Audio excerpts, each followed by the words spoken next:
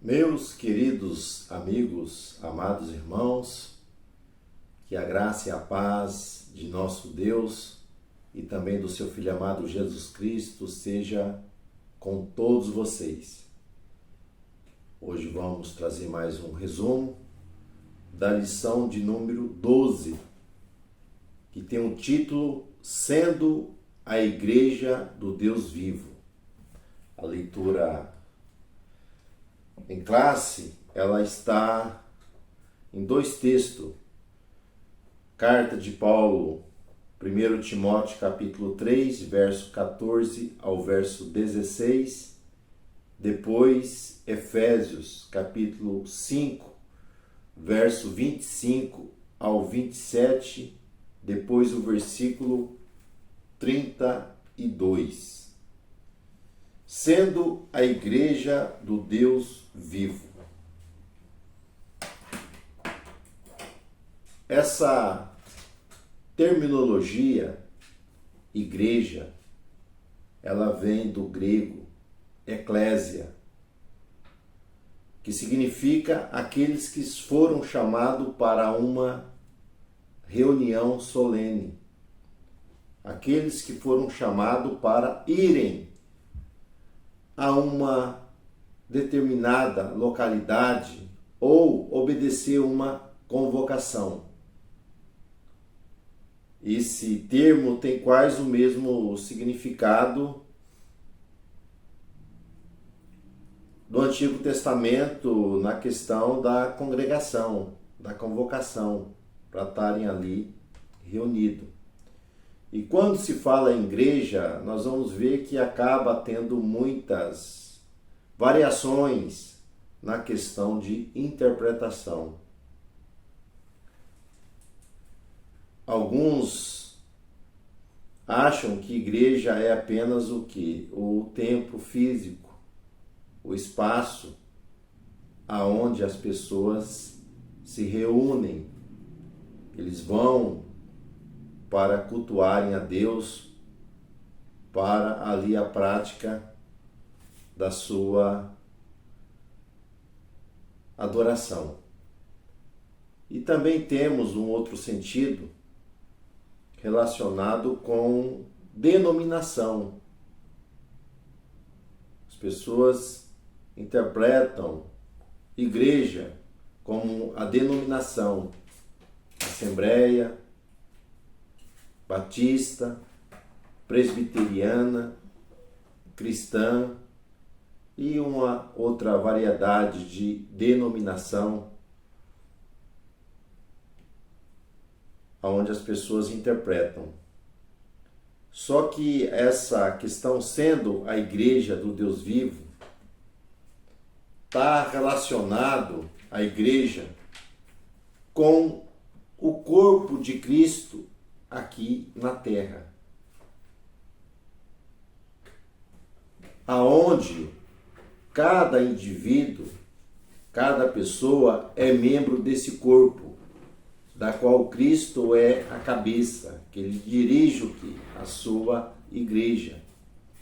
Então ninguém é igreja sozinho. Por quê? Porque cada pessoa individualmente é membro desse corpo. Então eu sozinho não sou igreja, mas eu com um grupo de pessoas reunidos para adorar a Deus, ali nós nos tornamos o quê? Uma igreja.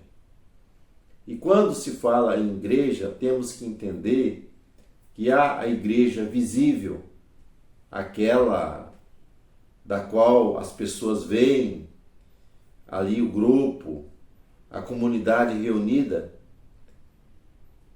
E a igreja o que? Invisível. Essa somente Deus conhece. Os verdadeiros adoradores, aqueles que verdadeiramente seguem ao Senhor e o adoram em espírito e em verdade. Essa igreja invisível, ela é composta de todos os salvos por toda a face da terra. E entendendo essa definição, na nossa introdução, traz aqui que os efeitos do mundanismo são percebidos quando a igreja deixa de ser pautada pelos valores da sua fé e da observância da palavra de Deus. Quando não há esse posicionamento de cada indivíduo, de cada membro da igreja, em expressar a sua fidelidade a Deus, a sua observância às verdades do Evangelho, nós vamos ver que vai surgir o quê? A impiedade, a iniquidade e outras variações dessas manifestações ímpias dos homens. Nosso primeiro item, a natureza da igreja do Deus vivo. Então, a natureza da igreja é que a igreja ela é considerada uma casa, a casa do Deus vivo, aonde Deus habita. Lá em 1 Timóteo, capítulo 3, versículo 15, Paulo, escrevendo para Timóteo, ele vai dizer, mas se tardar, para que saibas como convém andar na casa de Deus, que é a igreja do Deus vivo, a coluna e a firmeza da verdade. Então, a casa do Deus vivo, isso inclui o quê? O conjunto de membros da igreja, que se torna o quê? Uma casa, uma habitação.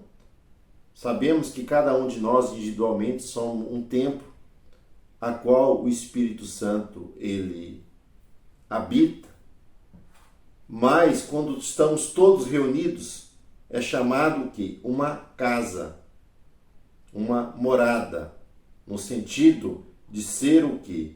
Uma só unidade. A casa ela é composta o quê? De vários cômodos, vários objetos, e assim a igreja é composta o quê? De vários membros. A união desses membros se torna o quê? A casa do Deus vivo. Não é?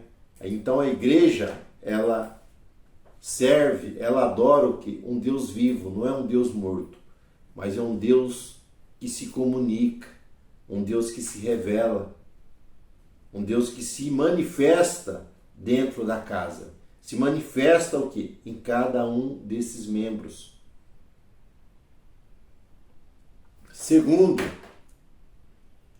a igreja é a coluna e firmeza da verdade.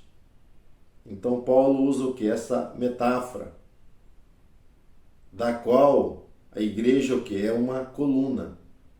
Está dizendo que ela é o que sustenta o que? A verdade. A verdade do que? A verdade do Evangelho. A verdade que só Cristo salva.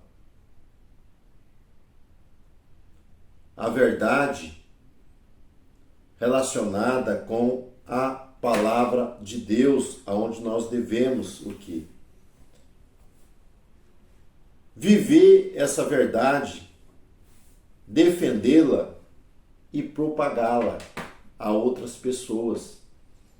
Então a igreja, como a firmeza da verdade, nós vamos ver que a igreja, ela é o que? O sal da terra. Ela preserva o que? O ambiente, não só dentro da casa, mas aonde os membros vão estarem caminhando, andando, eles vão viverem o que? A verdade do Evangelho, através das boas obras, das ações que glorificam a Deus. E é comparada também o que?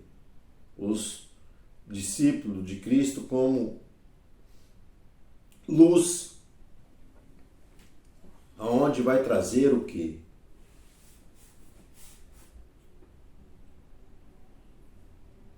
Clareza a respeito de Deus, da sua palavra, das verdades do Evangelho para serem vividas. E Paulo diz: grande é o mistério que dá piedade. Então, mistério aqui é uma revelação, algo que estava oculto, mas que Deus se revela. O que? As boas novas de salvação a todos os homens. Então, Deus se revelou através de Cristo. Deus amou o mundo de tal maneira que enviou o seu único Filho para resgatar a humanidade que estava perdida, que estava afastada de Deus, que estava desviada dos seus caminhos. Então esse mistério ele é revelado através de Cristo, que se encarnou. Paulo diz: aquele que se manifestou que em carne. Olha só, o próprio Senhor se tornando o quê? Uma pessoa para se revelar aos homens o amor, a graça, o favor, a bondade de Deus. Grande é o mistério da piedade. Piedade, esse termo no original, embora o Novo Testamento foi escrito em grego, mas no hebraico, piedade, o que é? Shanam. Significa ser gracioso, mostrar favor, ser misericordioso. Então, grande é o mistério dessa revelação da graça e do favor de Deus para com os homens. E no grego, essa palavra é eusébia, piedade. Então, a verdade do Evangelho, ela foi revelada aos homens, que retrata o quê? A fidelidade de Deus para com os homens, a sua graça, o seu favor. Então a piedade está relacionada com a fé cristã, na revelação de Cristo, que veio resgatar e salvar os homens da condenação eterna. Então essa é a natureza da igreja do Deus vivo. Segundo ponto, Cristo e o relacionamento com a igreja. Então a igreja, ela é chamada aqui da noiva. Então Cristo morreu pela igreja para resgatá-la. Então aqui nós temos o que? O grande mistério da graça e do favor de Deus, que Cristo veio morrer por nós, trazendo o que? Uma expiação, trazia o perdão dos nossos pecados.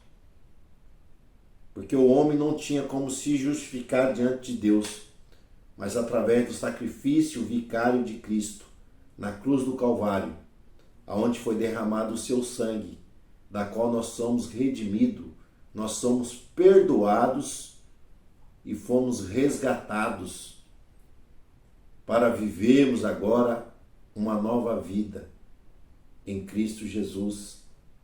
Então, através da obra vicária ali na cruz do Calvário, nós somos justificados pelo sangue. E através da regeneração, que é a operação do Espírito Santo em nós, através da palavra de Deus, nós nos tornamos o que? Uma nova criatura. Somos regenerados.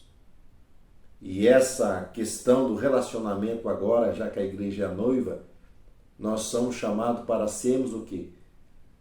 Apartado do pecado.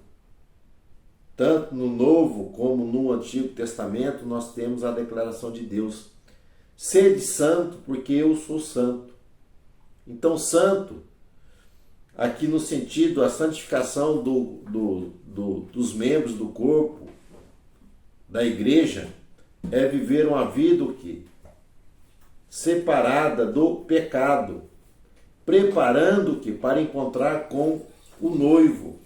E essa questão de pureza está relacionado a uma ordem moral. E também a questão espiritual. Igreja gloriosa e irrepreensível. Gloriosa, porque a igreja ela está sendo preparada para encontrar com o noivo, da qual ela será transformada, da qual haverá o quê? O encontro com o noivo para as bodas do Cordeiro nas mansões eternas. Então, igreja gloriosa e irrepreensível. Irrepreensível porque não tem mancha, não tem defeito, porque foi lavada pela palavra, foi regenerada pelo Espírito Santo. E temos as armas da igreja do Deus vivo. Então, o zelo pela palavra, a verdade bíblica, ela é absoluta e imutável. A palavra de Deus, ela não muda, ela não tem variação, ela é a mesma. E nós, como membros do corpo, nós, como diz o nosso termo aqui, sendo a igreja do Deus vivo, nós temos o compromisso inegociável de guardar a palavra, de ser fiel ao Evangelho de Cristo, defendendo que a nossa fé, refutando as heresias, não cedendo ao liberalismo da qual nós estamos vendo nos dias atuais, essa questão do sincretismo religioso. Uma só fé, a fé é somente em Cristo. Esperança, ela é somente o quê? Somente em Deus. Não há outro caminho pela qual o homem possa ser salvo. As verdades bíblicas, elas são imutáveis. Não são relativizadas. Então nós entendemos como papel de igreja de Cristo, da noiva do Cordeiro, nós não podemos macular o que as nossas vestes, mas temos que defender o que é o Evangelho e manter o que é a integridade daquilo que foi revelado através das Santas Escrituras. Então que Deus nos guarde, Deus nos ajude. Que nós como membros do corpo de Cristo, como igreja, comunidade, venhamos a andar em toda a verdade. Então que Deus vos abençoe, que Deus vos guarde. Até uma próxima oportunidade, Deus assim permitindo.